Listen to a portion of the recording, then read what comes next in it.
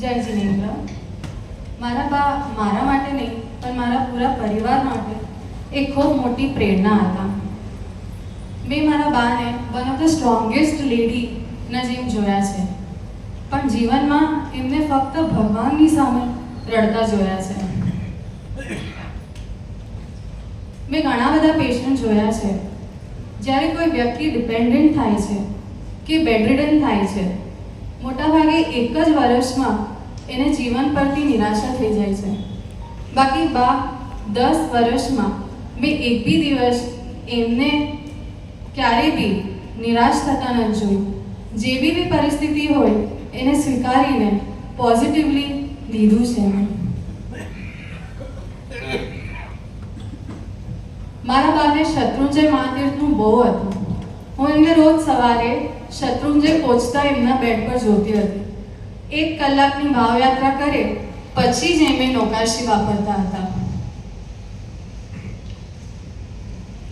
આમ તો બાની ખૂબ જ યાદ આવશે, પણ પર્યુષણમાં એમની ખોટ ખૂબ લાગશે. ક્યારે બી ઉપાસ્ય જવાની જરૂર ના પડી, કેમ કે એમની વાંચન જ એટલું હતું કે ઘરે જ બધું થઈ જતું. એ અમને ધર્મ અને આરાધના માટે એટલું મોટિવેટ કરે.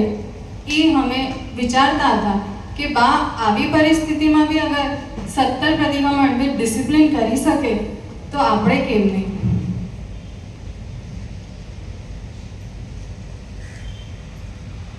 ફક્ત બા ધર્મમાંથી નહીં, મને અને મારી બેનને કરિયર માટે બી રોજ એની કેવી રીતના આગળ વધવાનું એની ચર્ચા કરતા.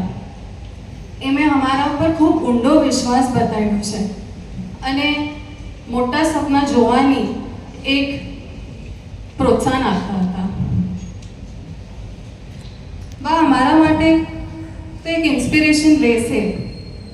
અમે કદાચ ક્યારે એમના જેવું બની નહીં શકે.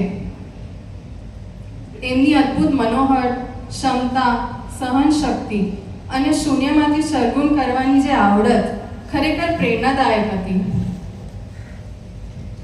અમે એવી ક્વોલિટીઝ અમારા જીવનમાં બી લાવે એ પૂરી